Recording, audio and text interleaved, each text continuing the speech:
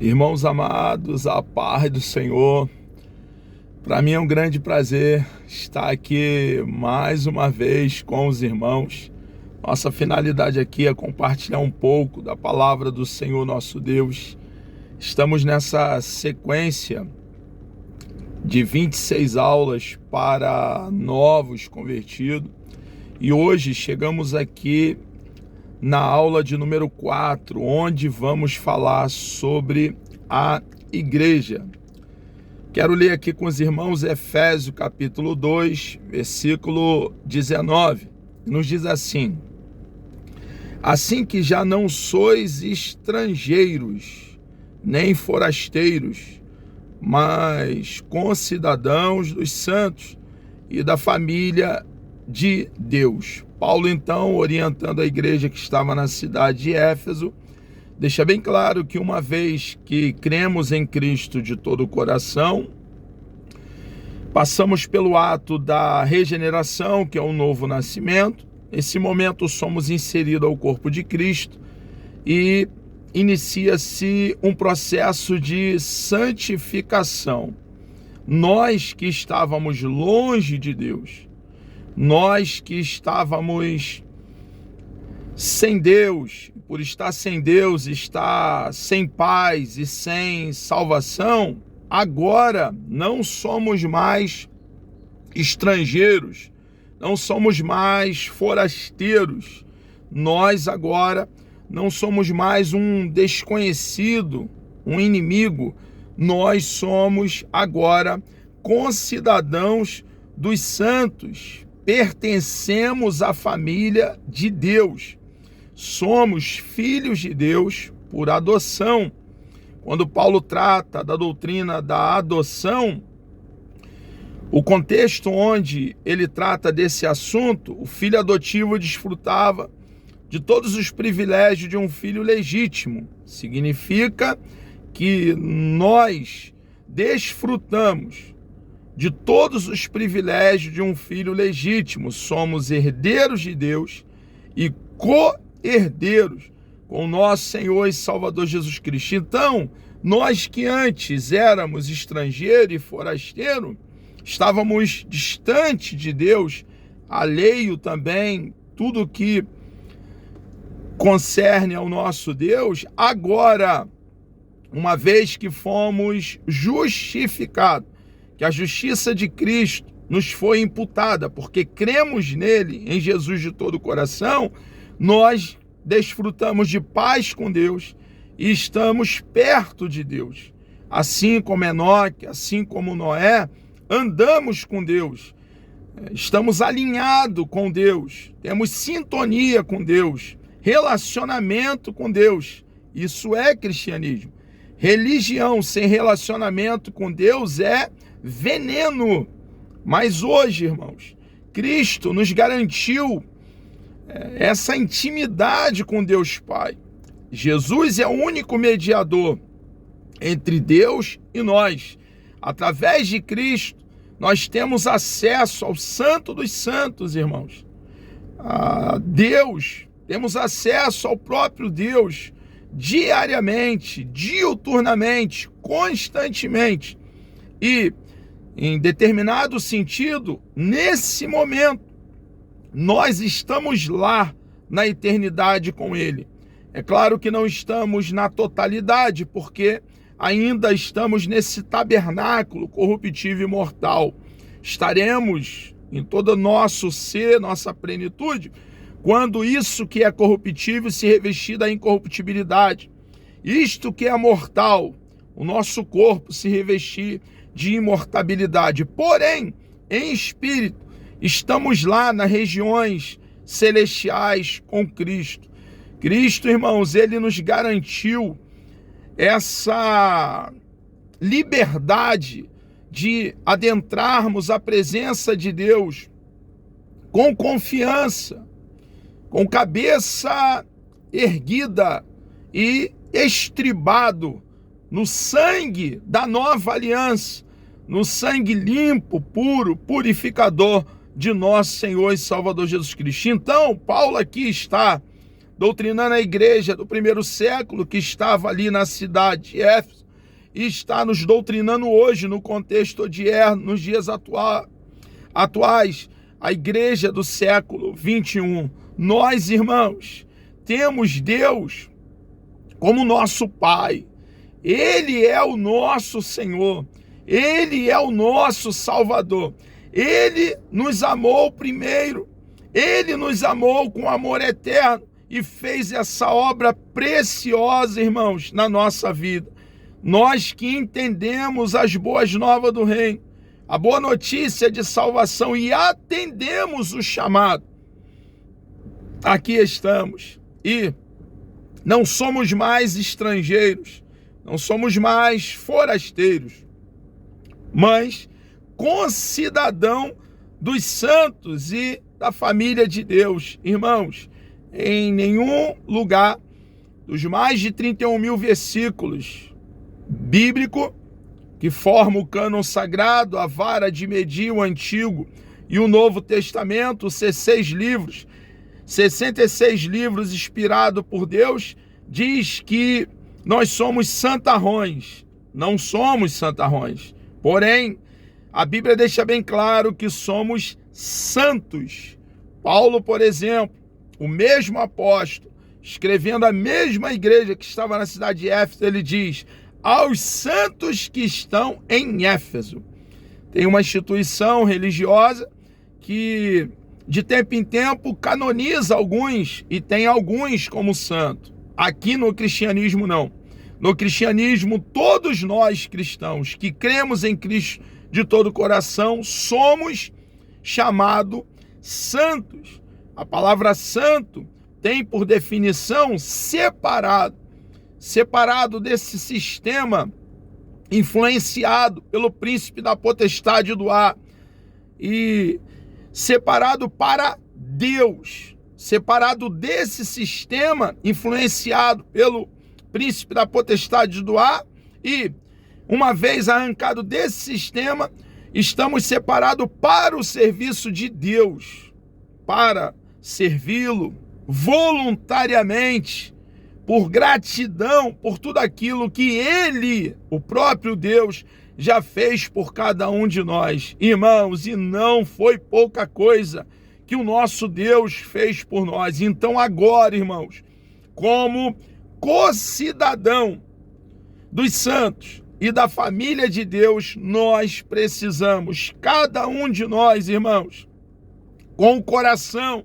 transbordando de júbilo, de alegria, cumprir o nosso papel como concidadão dos santos e pertencendo à família de Deus. Então hoje nós vamos falar aqui sobre a igreja.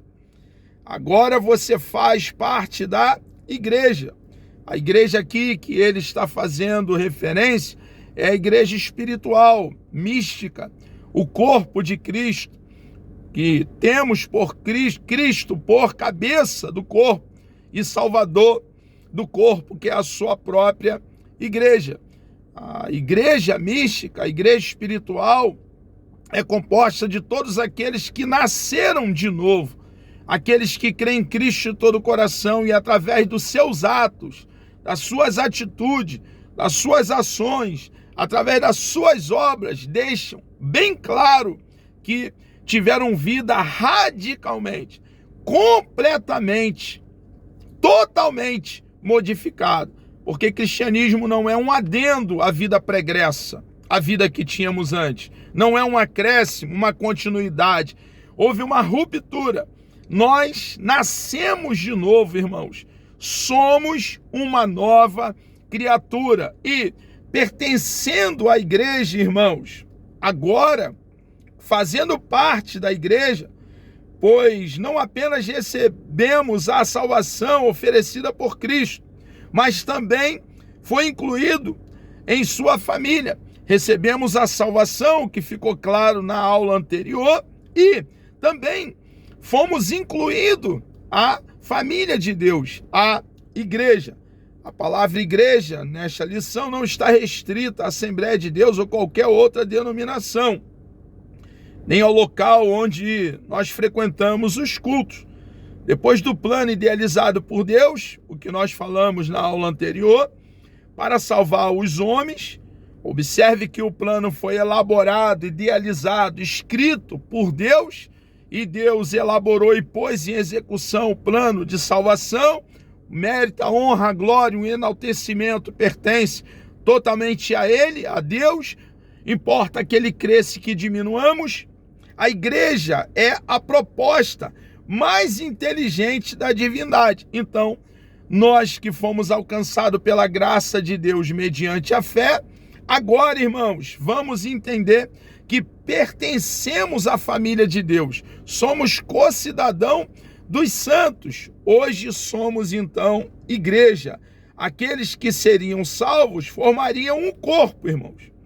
Porta-voz da salvação para as outras pessoas. Nós, então, somos membros de um corpo. Esse corpo é a igreja de Cristo, formado por vários cristãos, como eu já falei, que creram em Cristo de todo o coração, pessoas, homens e mulheres, dois gêneros, que nasceram de novo e temos uma missão. Nós que fomos alcançados, irmãos, que formamos esse corpo, qual é a nossa missão? Ser um porta-voz da salvação para outras pessoas, irmãos. Por que nós aqui estamos com a nossa vida preservada, a despeito de tudo que temos enfrentado aqui no planeta Terra? Agora mesmo passamos por um problema gravíssimo de uma pandemia do Covid. Matou quantas pessoas, irmãos? Milhares de pessoas foram mortas, dizimadas, irmãos, prematuramente. E pela misericórdia de Deus, irmãos, porque alguns de nós também pegamos essa doença, ficamos muito mal. E pela misericórdia de Deus, nós aqui estamos, nós que infelizmente, irmãos, perdemos pessoas próximas, pessoas da nossa família. Nós aqui estamos, e você, minha irmã, meu irmão, que chegou à beira da morte, mas está vivo. Eu que peguei 2 vezes essa Covid, estou vivo. Por que você acha, minha irmã, meu irmão? Porque eu penso que estou aqui. Você e eu estamos aqui, irmãos, como um porta-voz, um arauto do reino de Deus, proclamarmos as boas novas do reino, disseminarmos, difundirmos o evangelho. E é por isso que nós aqui estamos, irmãos. O nosso Deus tem nos preservado aqui, nos dado saúde para que possamos então cumprir a nossa missão. Nós então, irmãos, fomos feridos pelo evangelho para anunciar o evangelho. Jesus nos deu essa missão a todos nós cristãos, irmãos. É uma missão para toda a igreja, desde o menor ao maior, irmãos. Toda a igreja. A missão é ide e pregai o evangelho, irmãos. Jesus foi bem específico, foi bem claro. Pregai o quê? O evangelho. As boas novas de salvação. O homem caiu. O homem está num estado deplorável, caótico. Mas Deus tomou a iniciativa. Deus fez algo. Deus proveu salvação. Deus proveu um resgate para o ser humano, enviando a pessoa de nosso Senhor e Salvador Jesus Cristo. Deus estava em Cristo reconciliando consigo a humanidade. Meu irmão, a notícia do evangelho é um tesouro que nos alcançou e nós precisamos compartilhar desse mesmo tesouro com todos os moradores do planeta Terra. É por isso que o seu coração ainda bate no teu peito. É por isso que o meu coração ainda bate no meu peito, porque nós somos porta-voz dos céus, embaixadores do reino de Deus, representantes do céu para anunciar a boa notícia que nos transforma, a boa notícia que nos liberta, que Jesus Cristo é a ressurreição e a vida. A igreja é um organismo que tem a própria vida em Cristo. A nossa vida depende de Cristo. Sem Cristo, nada podemos fazer, irmãos. A nossa seiva, a nossa coragem, a nossa nutrição, a saúde que temos vem dele, emana de Cristo. Cristo é a própria vida da sua própria igreja. A igreja é esse organismo vivo, é algo orgânico, vivo. Você e eu aqui estamos para pregar essa verdade que transforma o homem e a mulher de forma radical, o qual estabeleceu a missão dela. Cristo estabeleceu a missão da igreja. E como cumpri-la? Precisamos, para cumprir a missão, estar em Cristo, arraigado e fundamentado nele, irmãos. Ele nos dá poder para testemunhar o Evangelho. Cristo nos dá poder. Ele nos batiza com o Espírito Santo, com a evidência inicial do falar em línguas, para o testemunho, assim como aconteceu ali no dia da festa, chamada Festa do Pentecoste, onde aqueles que ali estavam reunidos, aproximadamente 120 irmãos, receberam dotação de poder do alto para testemunhar. É o que Cristo faz com cada um de nós, os seus filhos. Irmãos, precisamos cumprir a nossa missão, porque estamos aqui, irmãos, e aqui estamos para anunciar a mensagem poderosa, preciosa, a mensagem libertadora, transformadora do Evangelho. Quem faz parte da igreja dá continuidade ao trabalho de Cristo na terra. Jesus separou ali, dentre os discípulos, 12 apóstolos. E esses apóstolos, ele ensinou, orientou por 3 anos a 3 anos e meio, aproximadamente. Depois Jesus veio cumprindo a sua missão e caminhou de face erguida, cabeça erguida, até o Calvário, aquela pequena colina chamada Gólgota, lugar da caveira, até aquela cruz. Ele então morre. Depois de 3 dias morto, no primeiro dia da semana, no domingo pela manhã, ele ressurge dentre os mortos.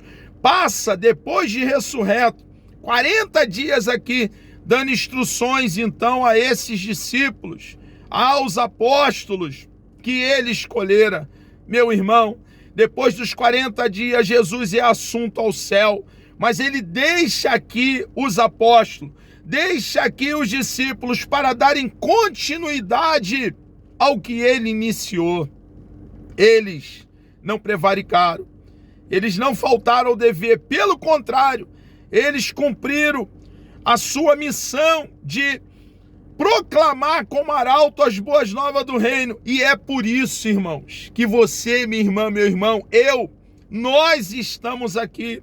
A mensagem do Evangelho chegou aqui ao século 21, porque esses homens, irmãos, eles não negligenciaram o seu chamado, eles não prevaricaram, irmãos, pelo contrário, na unção, no poder, na virtude do Espírito Santo, eles cumpriram a missão dada pelo nosso Senhor e Salvador Jesus Cristo. E nós, irmãos, somos fruto dessa obra preciosa feita pelos nossos irmãos no passado, e nós precisamos também dar continuidade a essa obra bendita e preciosa, que é proclamar as boas novas do reino, a verdadeira vida que está em nós, em você, em mim, chegará aos outros quando nós anunciarmos o Evangelho. isto é, ser uma bênção para o mundo,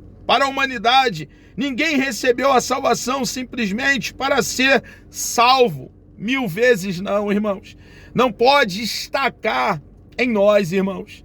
Seria muito egoísmo da nossa parte não dividir o tesouro que são as boas novas de salvação. Então, ninguém recebeu a salvação simplesmente para ser salvo, mas sim, qual é o escopo, qual é a finalidade de termos sido alcançados pelo Evangelho? Para integrar-se à igreja e difundir e disseminar as boas novas do reino. Por isso, é preciso que você compreenda bem o que ela significa, o que a igreja significa. Conheça quais são os seus objetivos e as suas ordenanças. O que é a igreja? Vamos ver aqui a sua definição. Significa reunião de pessoas. E essas pessoas, essa congregação, essa assembleia, que no grego é eclésia, foi chamada para fora, chamada para uma missão de anunciar, ser arauto, ser embaixador, ser porta-voz do reino de Deus. A palavra igreja quer dizer uma reunião de pessoas, ou seja, um grupo de pessoas. E esse grupo precisa sair de dentro do mundo. É claro que aqui nós estamos falando sobre a igreja espiritual e não fisicamente. Estamos falando de ser inserido à igreja mística para seguirem a Cristo.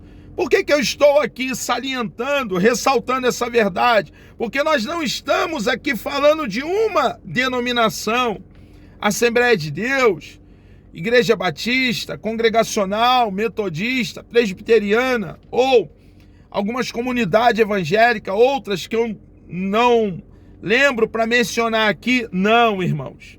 Todos nós, irmãos, que temos um rótulo denominacional e é relevante, tem o seu lugar, somos nós que nascemos de novo, que cremos em Cristo de todo o coração, fazemos parte da igreja espiritual, da igreja mística, irmão.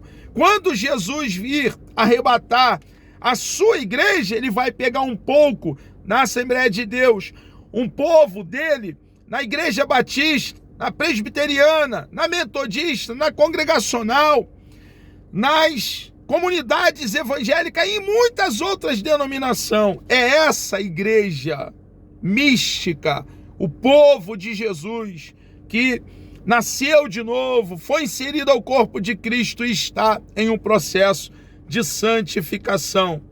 Os que formam a igreja são chamados pela Bíblia de crentes, irmãos, cristãos, santos, eleitos e os do caminho. Todos os crentes, é o que eu acabei de aludir. Todos os crentes, espalhados pelo mundo, formam a igreja. O povo de Deus está espalhado dentro das centenas e centenas de denominações que há no planeta Terra. Todos os crentes espalhados pelo mundo formam a igreja. Ela não está restrita a uma área geográfica e nem a um único povo da terra. É o seu lado invisível e universal.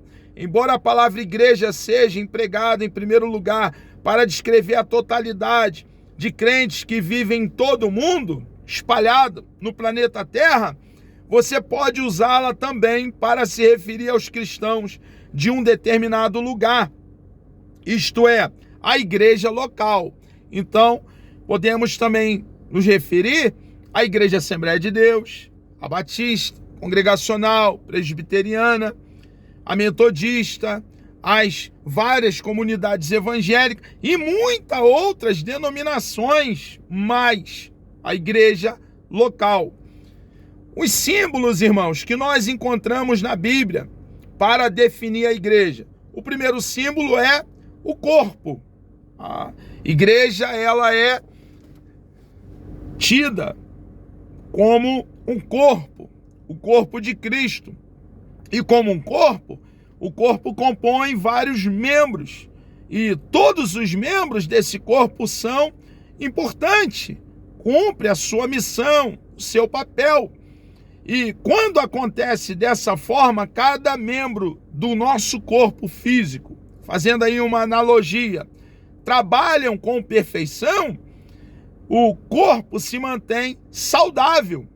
Então, cada um cumpre o seu papel. Quando Paulo fala sobre a igreja como um corpo, ele então está trazendo verdades práticas para nós, ensinamentos para nós. Jesus não está mais presente entre os homens de forma física, mas em cada pessoa que o recebe, porque Jesus habita, reside dentro do salvo, de cada um de nós, fez de nós casa, tenda, morada, santuário, templo de Deus. Então, ele reside dentro de cada um de nós, em qualquer parte do mundo. Cristãos espalhados em todo o planeta Terra, é a residência de Cristo. Ele introduz a sua vida para formar um corpo. Então, separados somos membros desse corpo e unidos formamos esse corpo que é a igreja. Por ter a vida em Cristo, a igreja não é um simples ajuntamento de pessoas, uma associação ou um clube, 1000 vezes não. É um organismo, algo que tem existência tal como o corpo humano, que é composto de muitos membros e órgãos que funcionam em prol de uma vida comum. Assim devemos agir. É a finalidade do apóstolo Paulo quando faz essa analogia do corpo humano e aplica à igreja. Da mesma forma que o ser humano é um, mas tem milhões de células vivas, assim também é a igreja. Um só corpo, mas constituído por milhões de pessoas, nascida de novo por intermédio do evangelho de Jesus. Possui também uma cabeça, como já temos falado. O próprio Cristo, ele é o chefe, o guia, o principal e o príncipe da igreja, como nós observamos em Efésios, capítulo 1, versículo 22 e versículo 23, Colossenses, capítulo 1, versículo 18. Outro símbolo é o templo também. Além da analogia feita do corpo humano, aplicando à igreja, também a igreja é vista como um templo. Embora Deus habite em toda parte, pois ele é onipresente, ele está presente em todos os lugares ao mesmo tempo, ele se localiza em determinado lugar para ser encontrado, adorado e louvado. Cada crente é um templo de Deus, como está em 1 Coríntios capítulo 3, do versículo 16 e versículo 17. Por causa da união e comunhão que os crentes têm com Cristo, a igreja é simbolizada na Bíblia também pela figura de uma noiva, dada a nossa intimidade, o nosso relacionamento com Cristo.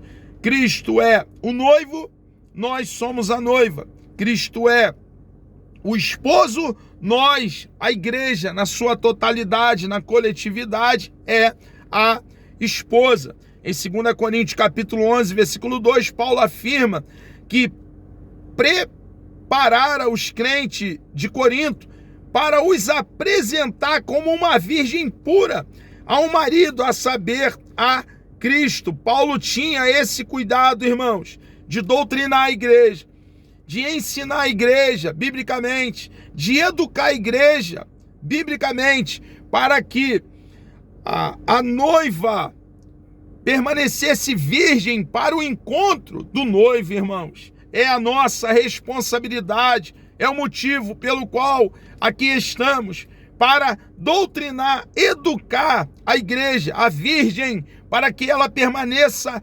virgem, pura, ilibada até o arrebatamento, irmãos, quando nós estaremos para sempre com o nosso noivo, nosso Senhor e Salvador Jesus Cristo. Em Efésios também, capítulo 5, versículo 25, o apóstolo declara que Cristo amou a igreja e a si mesmo se entregou por ela. A noiva e o noivo anseiam pelo dia em que viverão juntos para sempre. Apocalipse capítulo 22, versículo 17. Meu irmão, nós que pertencemos a Cristo, estamos ansiosos para que esse dia chegue, o dia que estaremos para sempre com aquele, irmãos, que proveu a eterna salvação para nós, e desfrutaremos dele, da sua pessoa bendita, por toda a eternidade, irmãos. Para sempre estaremos com ele, com aquele que nos comprou com o seu precioso sangue. Irmãos, é o desejo de todo salvo estar com Cristo na eternidade. Outro símbolo também da igreja, o qual se pode destacar na Bíblia, é família, irmãos. Você agora, você minha irmã, meu irmão, nós novos convertidos, somos família de Deus, membro da família de Deus, porque você foi adotado por Deus, como está em João, no Evangelho, no capítulo 1, versículo 12, 2 Coríntios, capítulo 6, versículo 18, fomos adotados por Deus, como já fiz alusão à doutrina da adoção, porque fomos, você deve obediência a Deus, devemos, irmãos, obedecer o nosso Senhor, a vontade dele antes da nossa. A prova que o amamos é porque cumprimos o seu mandamento. Os seus mandamentos são bons e perfeitos. Não é um peso para nós. E quando cumprimos a sua palavra, os seus mandamentos, fica bem claro, irmãos, revelamos o quanto nós o amamos. Porque você tem uma herança. Ele é a nossa herança, irmãos. O nosso Deus é o nosso quinhão. O nosso Deus é o nosso galardão, irmãos. Ele é a porção do seu povo. Porque Deus aboliu todas as barreiras que o separava da humanidade. Irmãos, em Cristo, irmãos, todos nós brancos, nós pardos, nós negros, irmãos, em Cristo todos nós ricos, nós classe média, nós pobres, todos nós somos somos a família de Deus, irmãos. Só Deus conseguiu, através da obra vicária de Cristo, irmãos, nos unir. Todos somos iguais, irmãos. Todos que cremos em Cristo de todo o coração. Não há diferenciação, irmão, porque somos um. É o desejo de Jesus que a sua igreja seja uma como ele o é com o Pai. Evangelho de João, capítulo 17, porque Jesus agora nos chama de irmãos, irmãos de Jesus. Irmãos, grande foi a obra de Jesus, um divisor de águas para nós, cada um de nós, os seus filhos.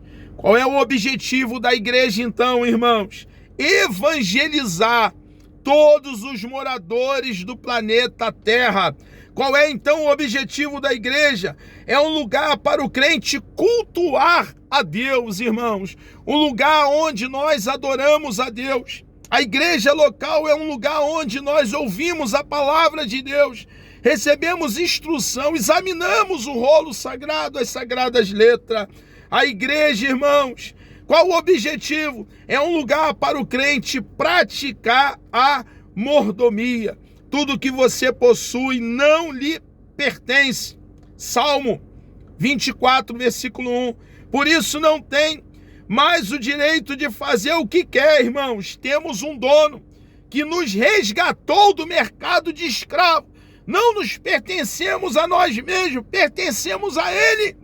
E desejamos pertencer a Ele, ao nosso Senhor e Salvador Jesus Cristo, para sempre e por toda a eternidade. Deus agora está em primeiro lugar. em nossa existência. Isso inclui sua vida, seu tempo, seus talentos e suas finanças. Tudo que temos, irmãos, pertence ao nosso Deus. Nós somos administradores, somos mordomos dos bens do nosso amado, bendito e precioso Deus. Então, irmãos, o objetivo da igreja é evangelizar todos os moradores do planeta Terra. A igreja tem por objetivo, irmãos, nós nos reunirmos para cultuarmos o nosso Deus. Objetivo, irmãos, praticarmos a mordomia entre nossa família na fé. Objetivo, irmãos, um lugar para, como eu já fiz referência, de receber ensino, disciplina, irmãos, para mantermos a conduta do reino dos céus, a conduta de um cristão fiel, genuíno e verdadeiro. E nós, irmãos cristãos, temos duas cerimônias ordenadas pelo nosso Senhor e Salvador Jesus Cristo. A primeira cerimônia é o batismo. A segunda cerimônia é a ceia do Senhor. O batismo, irmãos, ele revela, através do batismo em água, nós damos testemunho público de nossa identificação, da nossa identificação com Cristo.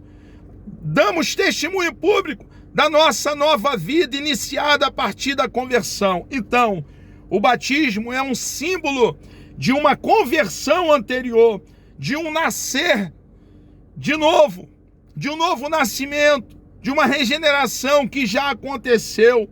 Fomos inseridos ao corpo de Cristo. Estamos em um processo de santificação. Iniciou-se quando cremos, irmãos, e o batismo é um símbolo de toda essa dinâmica que atuou em nós.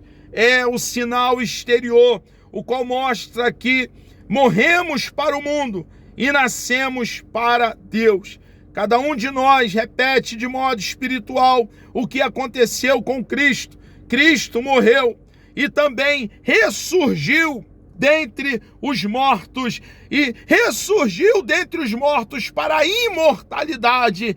Cristo está vivo, e a prova que ele está vivo é que para transformar mortos, irmãos, precisa estar vivo. Morto não transforma morto. Morto não dá vida a morto, mas nós recebemos vida da parte de Cristo, porque Jesus está vivo. Assim, pelo batismo, nós declaramos que morremos assim como Cristo morreu, mas ressurgimos dentre os mortos. O mesmo poder de Deus que fez com que Jesus ressurgisse dentre os mortos, esse mesmo poder atuou em nós, nos fazendo ressuscitar dentre os mortos. Nós estávamos mortos espiritualmente, mortos em nossos delitos e pecados, como está registrado Efésios capítulo 2. E hoje, irmãos, nós em Cristo estamos vivos. O batismo em águas não salva, porque em si não tem o poder para tal. As igrejas locais estabelecem essa prática para que o novo crente se torne membro dela e participe da ceia do Senhor. Os evangélicos não batizam bebês, não batizamos bebês, e temos o calcamento, o respaldo, a fundamentação bíblica de que o nosso Senhor e Salvador Jesus Cristo, quando era bebê, ele foi apresentado no templo. Então nós apresentamos bebês ao nosso Deus no templo, tendo o exemplo do nosso Senhor e Salvador Jesus Cristo. Nosso Senhor e Salvador Jesus Cristo foi batizado nas águas, quando ali se dirigiu até o profeta João Batista, que na ocasião estava no Rio Jordão, e foi ali batizado com aproximadamente 30 anos, irmãos. Então nós batizamos nas águas aqueles que têm discernimento entre o bem e o mal, que sabem, têm consciência do ato batismal, porque eles não têm de que se arrepender o bebê e não podem exercer a sua fé. É o motivo pelo qual nós cristãos não batizamos criança. É o que é chamado de pedobatismo. A ceia do Senhor também, que se segue a primeira ordenança do batismo. A ceia do Senhor na igreja, em que frequentamos todo mês, há um culto de ceia. Não foi ideia de um homem, irmãos, mas instituída por Jesus na véspera da sua crucificação, para os crentes relembrarem a sua morte. Quando nós estamos participando, irmãos, da ceia do Senhor, nós precisamos trazer à memória tudo aquilo que o nosso Senhor e Salvador Jesus Cristo fez por nós, irmãos. Ter nos resgatado, ter nos adquirido para Ele mesmo, ter nos redimido, meu irmão. Hoje nós somos povo peculiar do nosso Deus, irmãos. Temos as leis do nosso Deus que nos rege aqui em nossa peregrinação, como forasteiro que somos em terra estranha, porque a nossa cidade é a eternidade, cujo arquiteto e construtor é o nosso Deus. Então, na ceia nós trazemos à memória tudo aquilo que o nosso Senhor e Salvador Jesus Cristo fez por nós ali naquela cruz. Através do pão e do vinho, nós então ali temos o simbolismo. O pão que simboliza o corpo de Cristo, que embora nenhum dos seus ossos tenha sido quebrado, foi dilacerado o corpo de Cristo por nós. Temos ali também o suco de uva, que simboliza, uma vez orado, o sangue de Cristo que foi aspergido para a remissão dos nossos pecados. O primeiro simboliza o seu corpo e o segundo simboliza o seu sangue.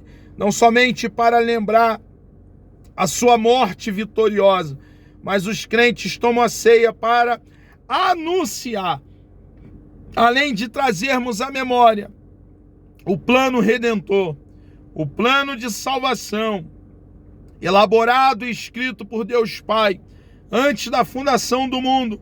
É um anúncio, irmãos, da sua volta. Não podemos abrir mão, irmãos, não podemos esquecer do arrebatamento, onde o nosso Jesus vai nos arrancar com força, em um tempo que não pode ser dividido aqui da face da terra. Então nós precisamos, irmãos, anunciar até que Ele venha, anunciar que Jesus vai arrebatar os seus, a sua amada igreja. Para participar da ceia, cada um deve examinar-se a si mesmo, é olhar para dentro, fazer um autoexame e remover qualquer impedimento. Esta é uma festa espiritual, na qual os crentes devem participar em atitude solene, meditativa e reverente. A ceia do Senhor, assim como o batismo nas águas, é extremamente relevante, não com aparência de santidade, mas como um pecador arrependido e um instrumento para ser usado no testemunho de Cristo aos homens perdidos. Amados irmãos, que Deus vos abençoe. Chegamos aqui ao término de mais uma aula, querendo o nosso amado Deus me dando vida. Até lá. Na próxima aula, na aula 5, nós falaremos sobre a oração. Vamos orar? Deus amado, nós louvamos o Teu nome. Obrigado, meu Senhor, por essa oportunidade que o Senhor nos concedeu de estarmos aqui falando da Tua bendita e preciosa palavra. Obrigado pelo Teu amor, pelo Teu carinho, pelo Teu cuidado, pela Tua proteção, Senhor amado, sobre a vida de cada um de nós. Obrigado, ó Pai, por essa liberdade que temos aqui em nosso país, de livremente, ó Deus, pregarmos as boas novas do reino, o evangelho. Peço uma bênção especial, meu Deus, sobre cada novo convertido, sobre cada cristão que estará, ó Pai, assistindo essa aula. Continue conosco, meu Deus, nos dando coragem, poder para testemunharmos, ó Deus, de Ti a todos os moradores do planeta Terra. Muito obrigado por tudo. Nós oramos, ó Pai, certo da vitória, em nome de Jesus.